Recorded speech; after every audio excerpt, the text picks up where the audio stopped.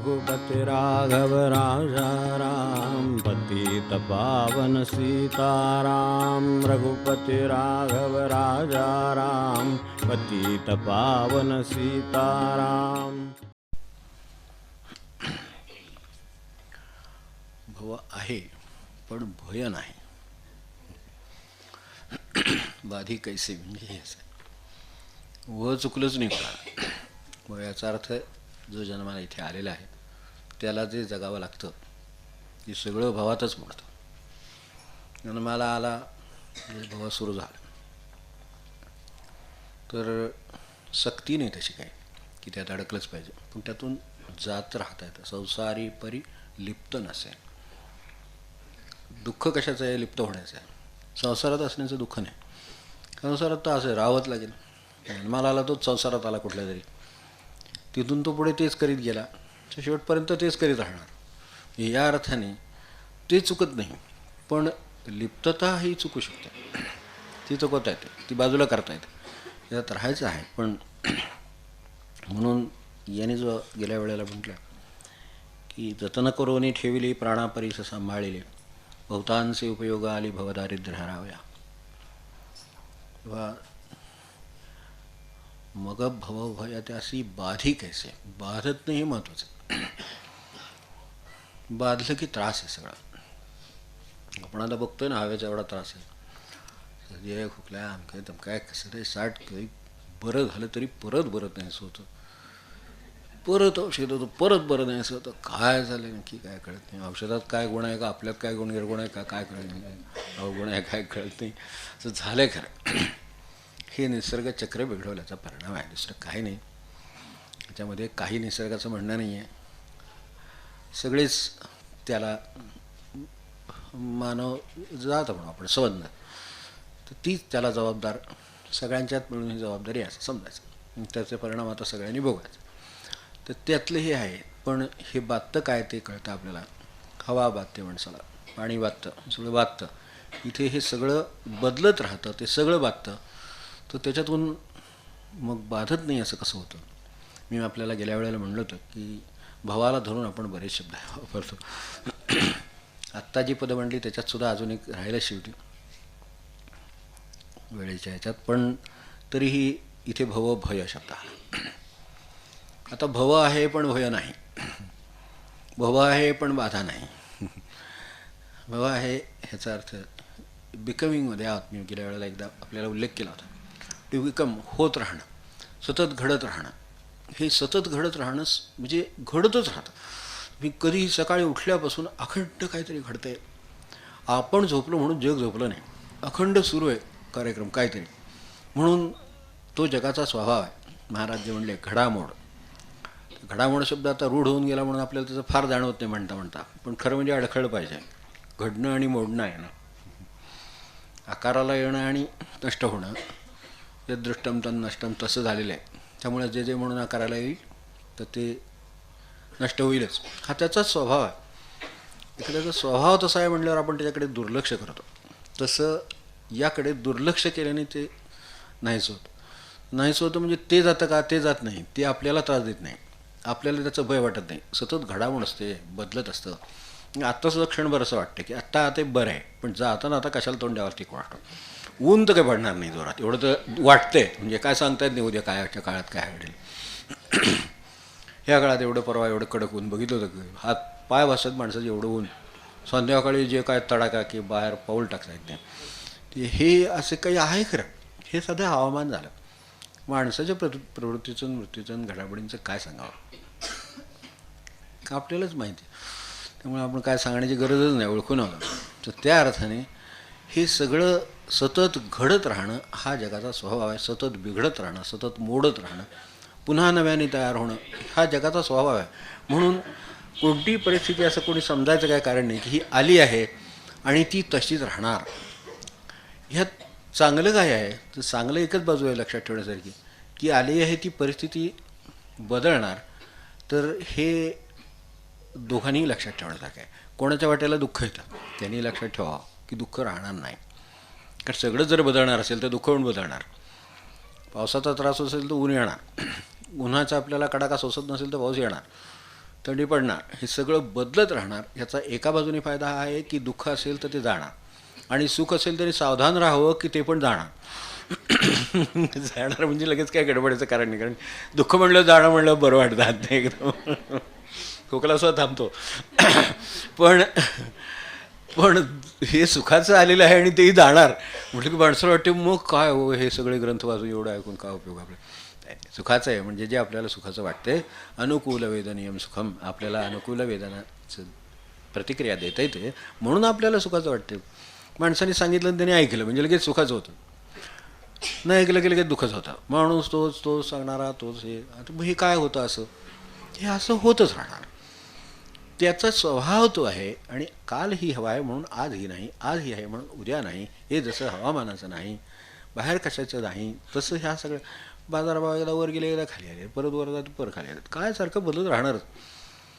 ते कधी चांगलं येते बाजारात, कधी वाईट येते, कधी चांगलं येते, कधी वाईट येते, हे सुरूच राहते. हे सारखं घडामोड हा जसा स्वभाव आहे तसं तो तसाच राहणार आहे. हे म्हटल्यानंतर एकच आहे, त्याचं सुखदुःख वाटून घेण्यात काय अर्थ नाही, इथपर्यंत मनुष्य येतो. असं होतं. जशी लागते तशी सुटते, सुटली तर परत लागते, सुरू राहतं. तेव्हा हे असं होणार. कमी पैसे मिळतात, एखाद्या व्यापाऱ्यांचंच असतं. एखाद दिवस असा जातो आपण म्हणतो ना, अगदी थंड जातो, काय होते दिवसभरात 1-4-5 गिऱ्हाईक झालं असं वाटतं. आज दिवसभराचं भाडं निघालं नाही, दिवसभराचं आपल्या कष्टाचं सुद्धा झालं नाही, बरोबर. पण दुसऱ्या दिवशी कुठून माणसं उगवतात कोणा ठोक. आपल्याकडे बघतो ना आपण ते मुंग्यांचं युगद निर्माण होतात कुठून. हे सगळे व्यवस्थित असतात, आदल्या दिवशी सगळे व्यवस्थित असतात, झोपताना काही नाही, सकाळी उठतो पण हूड सगळे लागायचे कसे, कुठून एवढे हजर होतात का बरं. काय अशी काही इतकी साखर सांडतो का आपण मुद्दाम तरी म्हणून. आता डबा उचलता असते एखाद्या सवय, तसं नाही असं पडतो हातात. आणि हातात वस्तू घेतली, अग्नितत्वाचं काम पडणार धाडणार ठरलं, त्याने हातात घेतलं की काय तरी ते असं 80 तरी पडेल का असं तरी पडेल. वाचलं तर वाचला म्हणायचं, विचारच करायचं असतं. तर तसं होणार. ते जसं घडामोड स्वभाव आहे तसं आहे ते, तर तसं होतं. तर तसं आपण काय केलं आहे का मुद्दाम, काय बाबा सगळं करून ठेवली आणि मुंग्या त्यामुळे आल्या, काही नाही. एकदम सगळे हजर होतात, ते मुंगळे एकदम हजर होतात. काय कळत नाही, एवढी रांग लागल्यासारखं सगळीकडे एकदम भरून जाते. आता येतं त्याला काय करणार आपण तरी, त्याचं मानून घेऊ नये. आपण सुद्धा एखाद्या ठिकाणी गर्दी नाही काय करत अचानक, तर काहीतरी घडतं म्हणून करतो, बिघडलं की निघून जातात. तसं आहे. तर तसं त्यांचं काहीतरी झालं असेल, त्यांना एकमेकांना संदेश दिला, त्यांनी एकमेकांना कळलं काहीतरी होणार आहे, काहीतरी आहे, साखरे डबा पडण्याची शक्यता आहे, काय असेल ते असेल, पण ते आले असेल तर काय करणार आपण त्याला. थोडा वेळ आपल्या कामाला लागावं. अगदी तिथं बसून बघून अगदी आता किती 12 आहेत 25 आहेत 70, काय करतं ते काय ते आहे आपल्या जनगणनेवर अधिकारी आहेत का आपण, काय करायचं कारण नाही. तर तसं त्यांचं चाललंय म्हणावं, सोडून द्यावं, थोडा वेळ आपल्या उद्योगाला लागावं. पण तसं काय अगदी काय पायाखाली येते ना, अगदी व त्रास होते असं काय नसते. कुठेतरी कोपऱ्यात त्यांचं काहीतरी चालू देत. सगळे कोपरे मोकळेच आहेत, एवढं अगदी काय आपण सगळं सामान ठेवलेलं नाही आहे. मोकळ्या कोपऱ्यात त्यांचं काय चालू दे, आपण आपल्या उद्योगाला निघून जावं, आपलं सगळं आवरावं, काय ऑफिस असेल ऑफिसला जावं, काय आपलं स्वयंपाक पाणी असेल करावं. नंतर तिथं बघायला जावं तर कुठं कोण दिसतच नाही, ते कुठे गेले कोणा ठोकते. आणि तो दुसरीकडे आमंत्रण आलं का दुसरे कोणी डबे साडले, आपल्याला काय माहिती होते आणि गेले. त्यामुळे हे अशा तऱ्हेनं आपण जर लक्ष नाही दिलं तर बाधत नाही. नाहीतर हे असं कसं झालं याचा जर विचार केला, 1 तास माणसाचं काम थांबलं, पण त्यातून तो काही करू शकणार आहे का मला सांगा. मुंगी पकडणं सुद्धा सोपी गोष्ट नाही, आणि पकडू नयेच. म्हणजे खरं सांगायचं डास पकडणं जसं सोपं नाही आहे. रिकाम्या माणसानं म्हणतात तसं, पण ते नाही सोपं काम. नुसतं रिकामं राहिलं म्हणजे काही आहेत म्हणजे असतात अगदी अचूक, पण ते फारच म्हणजे रेअर गोष्ट आहे. ते always room at the top म्हणतात तसं ते त्यातले लोक आहेत ते एकदमच. ते बाकीच्यांचं काम नाही. बाकीच्यांनी आपल्याला कुठेतरी आपण टाळी एवढं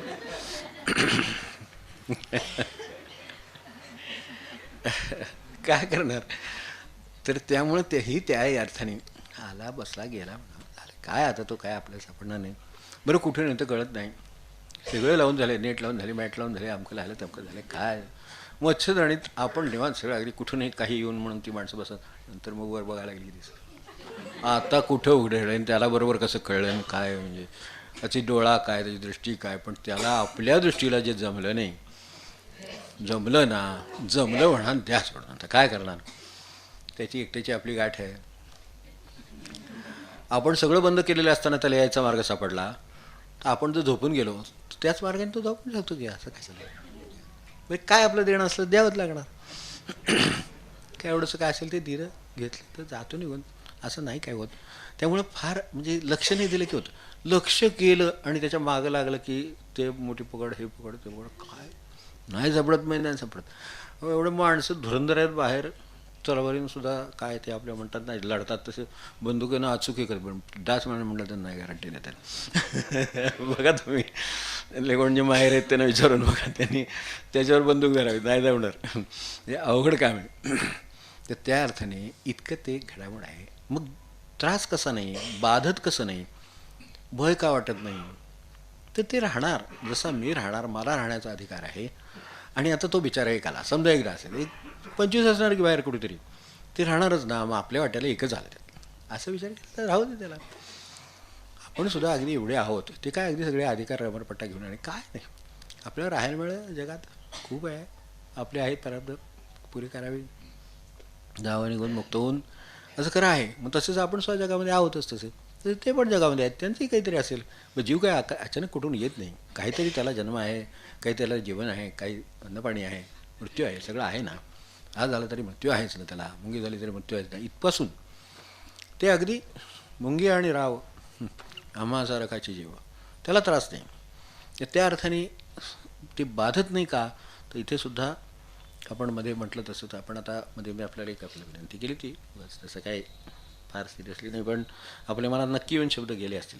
भव भय म्हणतो, भव सागर म्हणतो, भव नदी म्हणतो,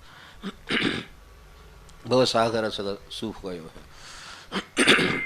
पण भक्तीतल्या माणसाला ते जे भवसागर सब सुख गयो है, फिकर नाही मुझे तरन न की, हे आहे ना, ते भक्तीने साध्य होतं. भव भव हे म्हणून कळलं, ते बिईंग नव्हे बिकमिंग आहे. मला सांगा, भय सुद्धा वाटतं, कालचं आठवतं, उद्याचं वाटतं, हे सगळं जे काय चाललेलं आहे हे कशामुळे आहे, तर आपल्यात काहीतरी बिईंग चैतन्य ते आहे म्हणून हे सगळं आहे.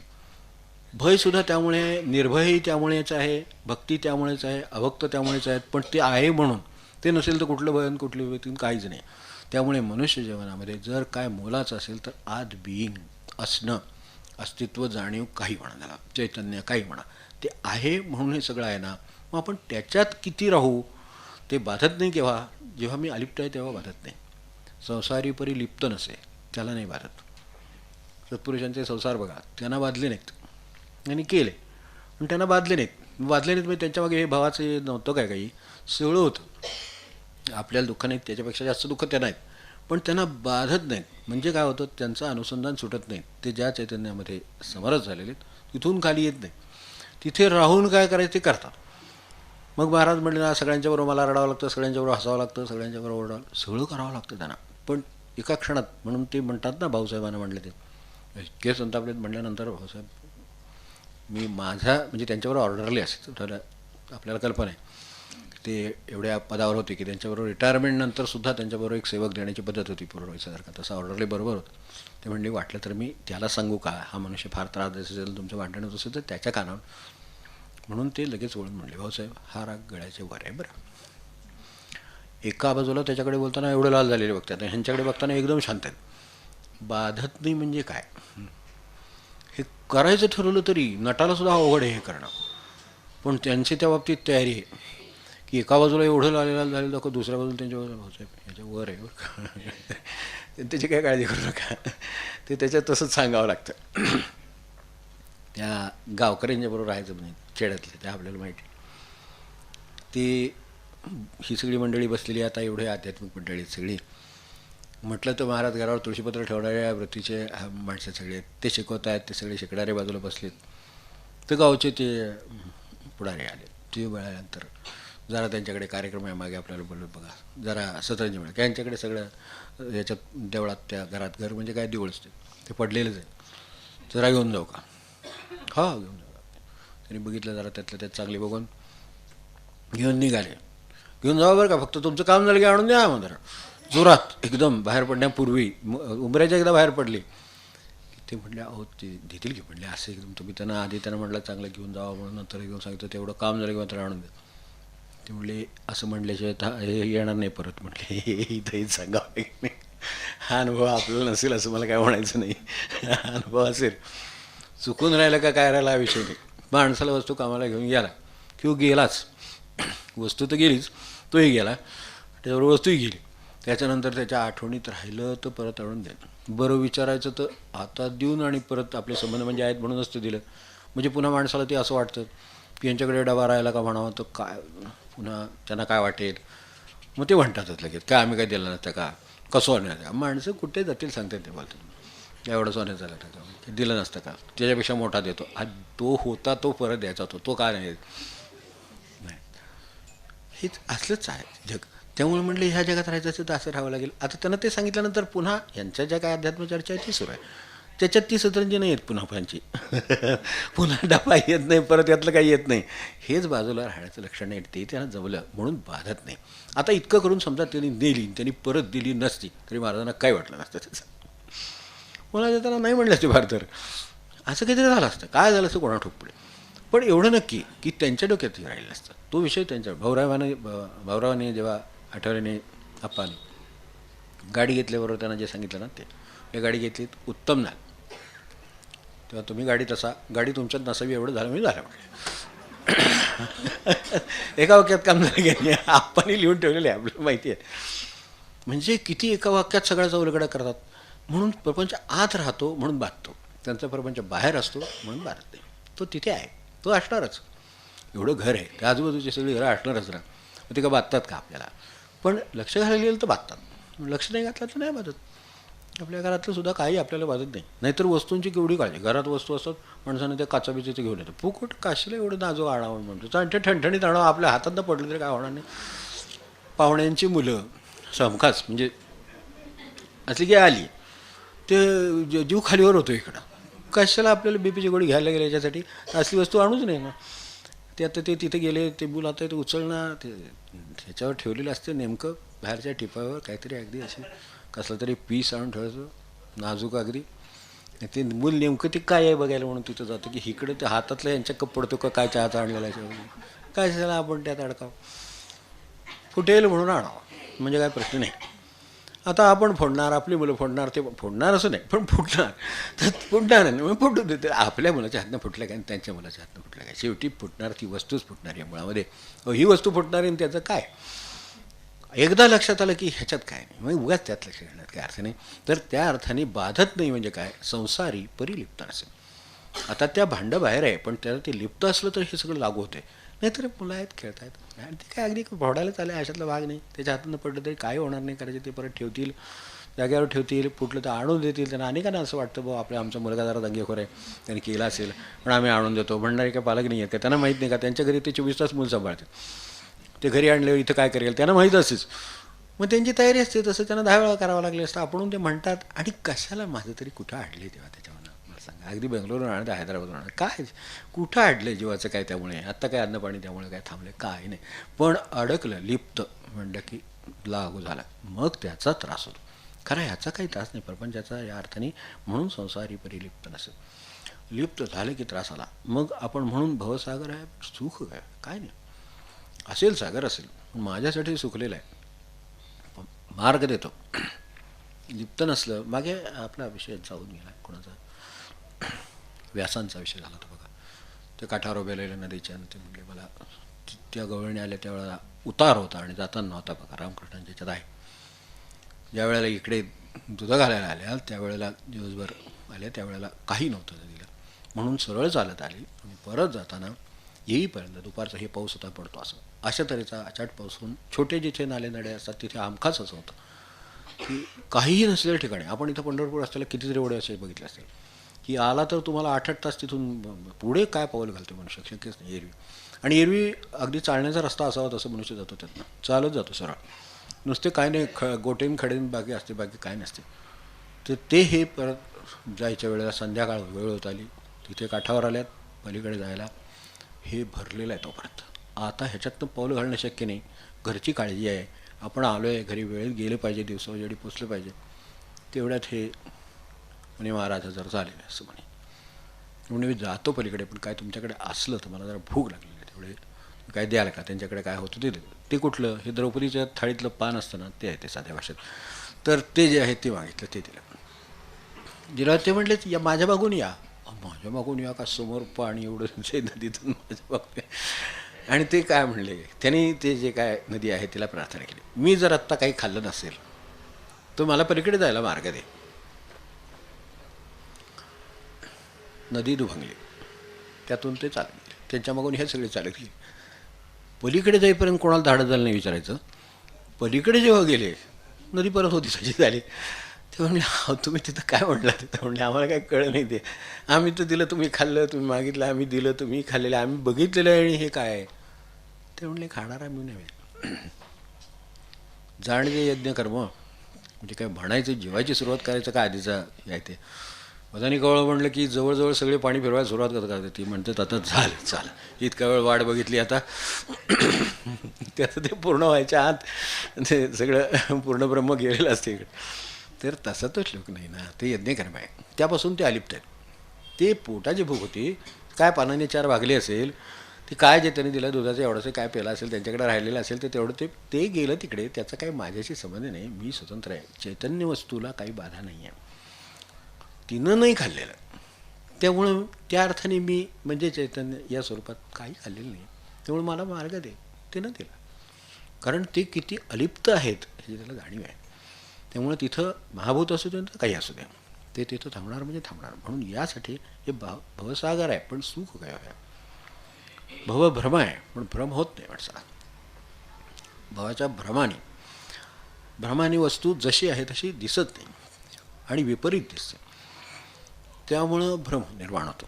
आणि आपल्याकडे ती मयसभा आहे ना, ती जी गोष्टीत आहे ती ह्याच्यासाठीच आहे की पाणी आहे तिथं, ते भिंत आहे तिथं रस्ता आहे, असले जे सगळे करून ठेवले. तर जवळजवळ आयुष्यभर तसं चालेल माणसाचं. हे केलं की होणार, ते केलं की हे असं होणार, मग तसं करणार, मग तसं करणार. ते शेख मोहम्मदाच्या गोटीसारखं शेवटी पायाने आहे ती काचेची भांडी उडवली जातात. आपण फार पूर्वी वाचलं असेल किंवा वाचतही असेल, कारण माहीत नाही. तर तसलं काहीतरी होतं. हे झालं की मग असं होणार, मग ते मोठं जाणार, मग ते काय ते ITI नव्हे IIT. तर IITला जाणार, मग नंबर येणार, मग हे होणार, तिकडे जाणार, परदेशात जाणार, तिथून आपल्याला फोन येणार, तुम्ही केव्हा येत आहे, आम्ही तुमचं तिकीट काढून ठेवली. म्हटलं काय, तिथं जाऊन मुंबईपर्यंत परत आले, सुखरूप पास झालं, डिग्री घेऊन 4 वर्षाची 4 वर्षात 6 वर्ष न करता आले. खूप झालं म्हणायची वेळची. हे असं होईल, तसं होईल, तसं होईल, भ्रमाने वाटतं. आपण परिस्थिती ज्याला भक्तीचं व्यवस्थित आकलन आहे तो म्हणेल की ठीक आहे, त्याची जेवढी कुवत आहे त्यांनी काम केलं म्हणजे झालं. आपण कुवतीच्या बाहेर अपेक्षा करणं अभ्रम आहे. कुवतीतली अपेक्षा करणं हे भ्रमापासून मुक्त असलेलं लक्षण आहे. ही कुवतीचा प्रश्न आहे. नाही कुवत तर नाही कुवत नाही, असं कसं केलं पाहिजे. तुम्ही करा, त्याबद्दल नाही, पण ते सुद्धा शेवटी बरं आहे, किती ताडलं जाईल मला सांगा, तुटेल ना शेवटी ते. मग त्याच्यात ते नाही जमत, पण नाही जमत तिथं कशाला आपण आग्रह जाणार. हे जमणार नाही आहे म्हणून आज जवळ नाही जमणार आपल्याला. जे जमणार आहे ते अवश्य करावं, पण त्याच्या पलीकडे करीन असं जे वाटतं, करीन हे मी, करीन ते मी, मददिनाचा भवभ्रम काढी, ते जे आहे ना ते आहे की हे करीन ते करीन, काय करू नये. आपल्याला खरं आणि खरं सांगायचं तर गरजेपुरतं करण्या एवढी प्रत्येकाकडे शक्ती आहे, प्रत्येकाकडे युक्ती आहे, बुद्धी आहे, अनुकूलता आहे. फक्त वापरली पाहिजे, हे बरोबर आहे. पण तरीसुद्धा वापर करताना काहीतरी विपरीत, काहीतरी वेगळं, काहीतरी खूप मोठं असं काहीतरी करीन म्हटलं तर ते होत नाही. हा भ्रम म्हणजे जशी वस्तू आहे तशी न दिसणं हे भ्रमाचं लक्षण आहे. त्यामुळे ती तशी दिसत नाही. आपल्याला वाटते खूप काहीतरी आहे. प्रत्येकाला असं वाटत नाही का की आपल्या मनात खूप काहीतरी आहे, आता खूप काहीतरी करणार आहे. खूप काहीतरी केलं तर तो काय करतो आपलं ते आपल्याला माहीतच आहे.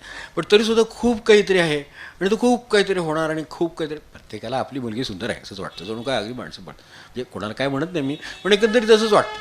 कोणाला असं वाटतं की ती सामान्य आहे, सावळी आहे, असं कोणी आई म्हणणार नाही. आणि नाही असं कसं म्हणून 4 स्थळं घालवून बसतात.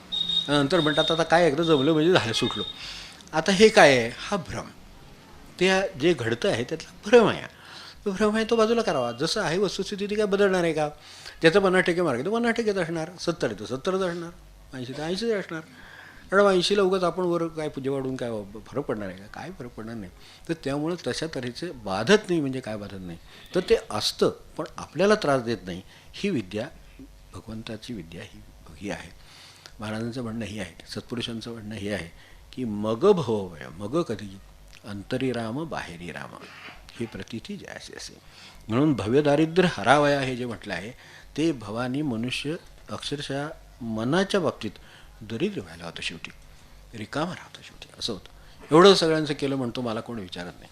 पहिल्यांदाच लक्षात ठेवा, कोणी कोणासाठी नाही आहे. जग जे स्वार्थासाठी कोणी नसे कोणासाठी, हे कशात नाही, ते स्वार्थासाठीच आहे. मग स्वार्थासाठी हे ओळखून असावं. गरजा स्वार्थ जाणून वर्तणे नित्य अंतरी. प्रत्येकाला गरज आहे, प्रत्येकाला स्वार्थ आहे, हे लक्षात ठेवलं म्हणजे तो माझ्याशी निस्वार्थीपणाने वागला नाही वगैरे असं काही वाटणार नाही. निस्वार्थासाठी ते सत्पुरुषांच्याकडे जाणार. तुम्ही काय करा ते स्वार्थात नाही अडकले, ते निस्वार्थीपणेच वागतील, तुमचं कल्याण होईल हेच बघतील. म्हणून त्यांचं महात्म्य काय आहे ते एवढ्यासाठी आहे. निधानपेटी ही कुठली, ही नामाची निधानपेटी त्यांच्याकडे दिली. ती बहुतांचे उपयोग आले. ज्याने नाम घेतलं तर ते महाराज ज्या शब्दात सांगतात त्या शब्दात ते बरोबर आहे की हाताला तेल लावून गरे काढायचे, अजिबात चिकटत नाही. हात 2 टाका तेलाचे मोकळे झाले. पण ती विद्या माहीत नसली तो मनुष्य चिकटलाच समजा त्याच्यात. ते म्हणजे ते लिप्त अलिप्त बदला आहे. तर मग माणसाला ते जात नाही, तेल लावून जात नाही, ह्यानं जात नाही. तेच तेल फक्त आधी लावावं लागतं, एवढं आहे. तसं हे भगवंताचं स्मरण केलं आणि मग कामाला सुरुवात केली म्हणजे कामाचं काही हो, तुमचं काही होत नाही. तेवढं होऊ नये बस, एवढं मागायचं. सद्गुरुनाथ महाराज.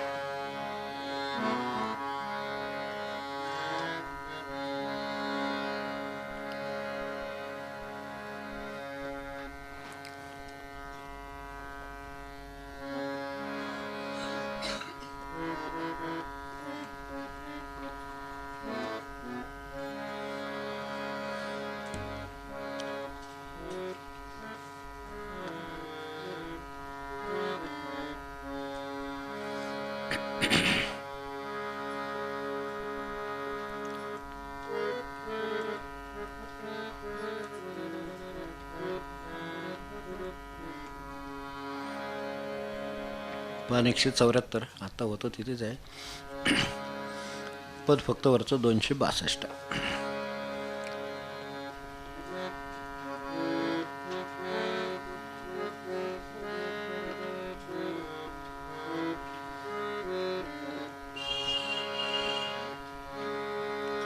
तोडी माया जाळ संकीर्तने, तोडी माया जाळ संकीर्तने, निवृत्तीचे फळ सकळ गोपाळ, निवृत्तीचे फळ सकळ गोपाळ.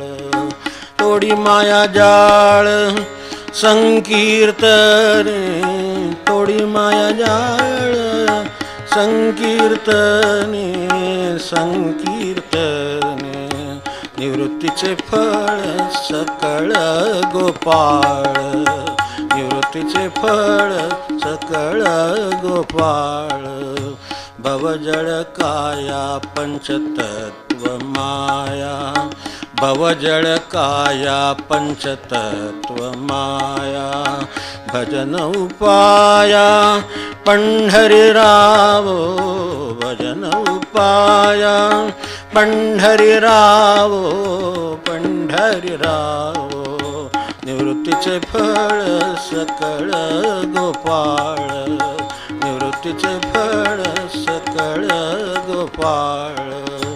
तारक पंढरी प्रसिद्ध भीमातीरी, तारक पंढरी प्रसिद्ध भीमातीरी. वृद चराचरी बोले वेदू, वृद चराचरी बोले वेदू, बोले वेदू. निवृत्तीचे फळ सकळ गोपाळ, निवृत्तीचे फळ सकळ गोपाळ. माया मोह जाळ ममता निखळ, माया मोह जाळ ममता निखळ. सेविता सकळ होय हरी, सेविता सकळ होय हरी, होय हरी. निवृत्तीचे फळ सकळ गोपाळ, निवृत्तीचे फळ सकळ गोपाळ, निवृत्तीचे फळ सकळ गोपाळ. जानकी जीवन स्मरण जय जय राम.